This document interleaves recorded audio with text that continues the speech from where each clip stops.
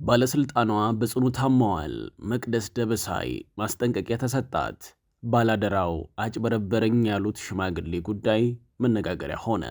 ይህ ወሬ ፕላስ ነው።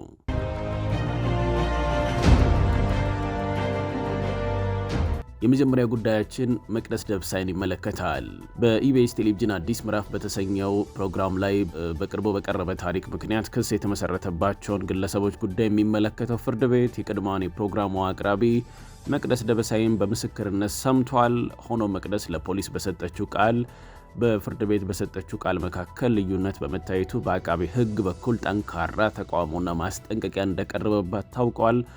ጉዳዩ መነሻ የሆነው ብርቱካን ተመስገን የተባለች የዩኒቨርሲቲ ተማሪ የደረሰብኝ በደል ነው ስትል በፕሮግራሙ ላይ መናገሯን ተከትሎ ነው። ታሪኩ የተፈበረከ ነው በሚል በፕሮግራሙ ዝግጅት ላይ የተሳተፉ ግለሰቦች የሐሰት ወሬን በማሰራጨት ወንጀል ክስ ተመስርቶባቸው ጉዳያቸው በፍርድ ቤት እየታየ ይገኛል። በዚሁ የክስ መዝገብ አቃቤ ሕግ ምስክሮቹን ሲያሰማ የቆየ ሲሆን ሐሙስ ጥቅምት 13 ቀን ሉላ ገዙና ዘውትር ደሳለኝ ምስክርነታቸውን ሰጥተዋል። አርብ ዕለት የመቅደስ ደበሳይ ተራ የነበረ ቢሆንም በአንድ ድንገተኛ ጉዳይ በፍርድ ቤት ውስጥ ዝነኛ የነበሩ ዳኛ ድንገተኛ ህልፈት ምክንያት ችሎቱ ሳይሰየም ቀርቷል። ባሳለፍነው ማክሰኞ በነበረው ችሎት መቅደስ ምስክርነቷን ስትሰጥ በፖሊስ ምርመራ ወቅት ከሰጠችው ቃል ጋር የሚቃረን ሐሳብ ማቅረቧን አቃቤ ሕግ ተቃውሟል። ከፍርድ ቤትም ማስጠንቀቂያ ተሰጥቷታል። የሕግ ምንጮች እንደገለጹት አቃቤ ሕግ ምስክሯ ለፖሊስ የሰጠችውን ቃል እንድትደግም፣ ይህን ካላደረገች ግን በሐሰት ምስክርነት ወንጀል ልትጠየቅና ለእስር ልትዳረግ እንደምትችልም ለችሎቱ አስረድተዋል። ይህንንም ተከትሎ ባሳለፍነው ሮብ ዳግም ለችሎቱ የቀረበችው መቅደስ ደበሳይ ቀደም ሲል ለፌዴራል ፖሊስ ሰጥታው ከነበረው የምርመራ ቃል ጋር የሚጣጣም ምስክርነት መስጠቷ ነው የተነገረው ማለት ነው።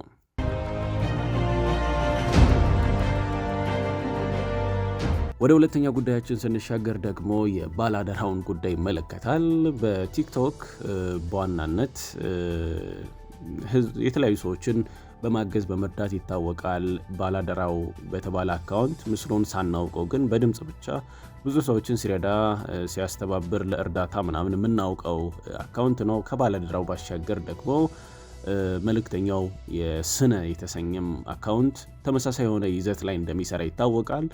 ከሰሞኑ ግን አቶ ታምሩ የተባሉ ሰው ዮሃ ሚዲያ ላይ ቀርበው የተናገሩት ንግግር እና ተጭበረበርኩበት ያሉበት ቪዲዮ በበርካቶች ዘንድ መነጋገሪያ ነበረ።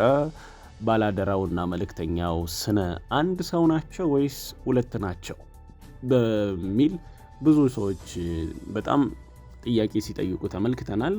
አቶ ታምሩ ያነሱት ጉዳይ ምንድን ነው ብለን ስንጠይቅ ቦሌ ሸገር አካባቢ ለመጀመሪያ ጊዜ እንዳገኛቸው ነው የሚናገሩት። ሙሉ ታሪኩን ሲተርኩ እሳቸው ቦሌ በሸገር ህንፃ አካባቢ ገባ ብሎ ስፖርት ሰርቶ ሲወጣ አገኘኝ ነው የሚሉት። መኪና ውስጥ ሆኖ ጠራኝና ከኋላ ገብቼ ቁጭ አልኩ። አወራኝ። ሁሌ አየውታለሁ፣ በሽተኛ እንደሆነ ያስታውቃሉ አለኝ። ከ1972 ዓ.ም ጀምሮ ታሪኬን ሳጫውተው ከኔ ጋር አለቀሰ።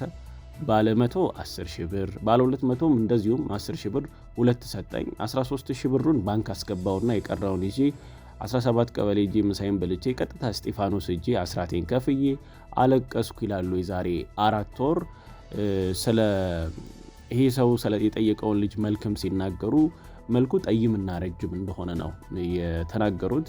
በነጋታው ከአሜሪካ ተደወለልኝ፣ አይዞት ተባልኩ። አካውንቱ የኔ መሆኑን ጠየቁኝ። እኔም ደግሞ አረጋግጥኩላቸው ነው የሚሉት አቶ ታምሩ። እንግዲህ ባላደራው የተባለው ቲክቶክ ላይ የሚሰራው ሰው ባጃጅ እንገዛልሃለን በሚል ከተሰበሰበው ብር ማለት ነው ዮሐንስ ነብሮ ለገሰ በተባለ ሰው አካውንት በኩል ማስላክ ይጀምራል ማለት ነው። ከ350 እስከ 400 ሺህ ብር አለ። ስለዚህ ላክ እኛ እናስተባብራለን በሚል የተለያዩ ገንዘቦችን ጠይቋል ነው የሚሉት አቶ ታምሩ። በእኔ አካውንት ወደ 260 ሺህ ብር ነው የገባው። ከዚያ ውስጥ 206 ሺህ ብር ገደማ በተለያየ ጊዜ አታሎ ወስዶብኛል ነው የሚሉት። በመጨረሻም 11 ሺህ ብር ትከፍላለህ ሲለኝ ጊዜ ተናድጄ አልከፍልም አልኩ። ግን በመጨረሻም 6 ሺህ ብር ላኩለት ነው የሚሉት። በመጨረሻ በብዙ መከራ ለባላደራው ተደውሎ እኔ አይደለሁም ሲል ክዷል ነው ምስሉ ላይ እንዳየነው ማለት ነው። ይህንን ጉዳይ አስመልክቶ የተለያዩ ሰዎች በተለያየ መንገድ ሀሳቦቻቸውን ሲገልጹ ተመልክተናል። ከሁለቱ እንደው አጭበርባሪው ማን ይመስሉታል? እስቲ እዚህ ጋር በደንብ ቢያስተውሉ።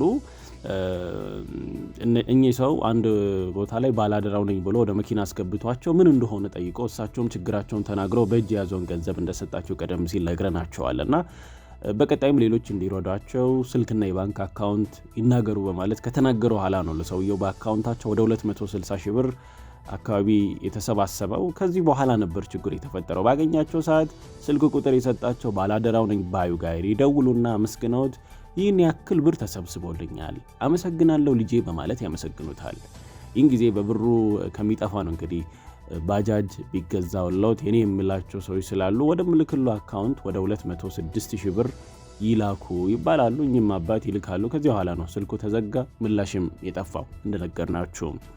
በጣም የሚገርመው ባላደራው ነኝ ብሎ ቀርጾኝና ስልክም ባላደራው ብሎ ጽፎ ሰጥቶኝ ቪዲዮ ግን የተለቀቀው መልእክተኛው በሚል ቲክቶክ አካውንት ላይ ነበረ ነው የተባለው። እዚህ ጋር ትንሽ አወዛጋቢ ነገር አለው።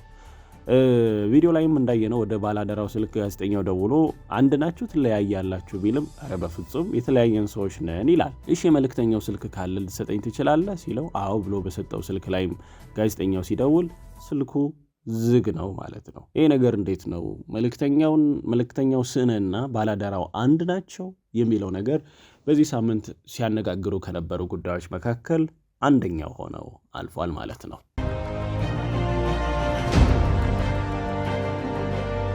ወደ ሶስተኛው ጉዳያችን ስንሻገር ደግሞ ባለስልጣኗ በጽኑ ታመዋል።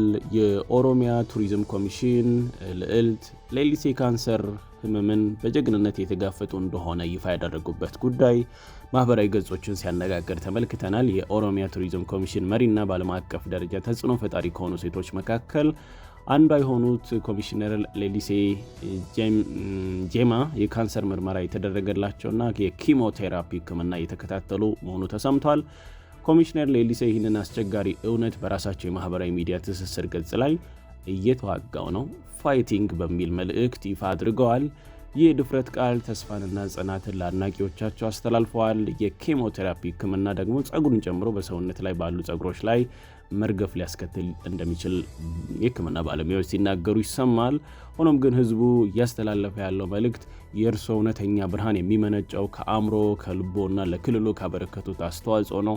ውጫዊ ነገር ሁሉ በዚህ የጀግንነት ትግል ፊት ዋጋ የለውም የሚል መልእክት እያስተላለፉ እንደሆነ ተመልክተናል። ኮሚሽነር ሌሊሴ ለኦሮሚያ እድገት ቁልፍ ሰው ከመሆናቸውም በላይ ለብዙዎች አርአያነት ምንጭ ናቸው። በፍጥነትም እንዲድኑ ሙሉ ጤንነታቸውም እንዲመለስ የተለያዩ ሰዎች ሲመኙ ተመልክተናል። እኛም ምኞታችን ነው እንግዲህ የኮሚሽነር ሌሊሴ ጤና ወደ ቀድሞ ቦታ እንዲመለስ እንመኛለን። በነገራችን ላይ ሌሊሴ አሁን እንደ ሀሽን የፈላው የዚህ የቪዚት እንትን የሚለውን ማዕረግ የተለያዩ ተቋማት ከመጠቀማቸው በፊት ቪዚት ኦሮሚያ የሚል ትልቅ ብራንድ የፈጠሩና የኦሮሚያን ቱሪዝም በማስተዋወቅ በኩል ትልልቅ የሆኑ ስራዎችን ከሰሩ የስራ ኃላፊዎች መካከል አንደኛው እንደሆኑ ይታወቃልና አሁን ያለባቸው የጤና ችግር ተቀርፎ ወደ ሙሉ ጤንነታቸው እንዲመለሱ እኛም እንመኛለን።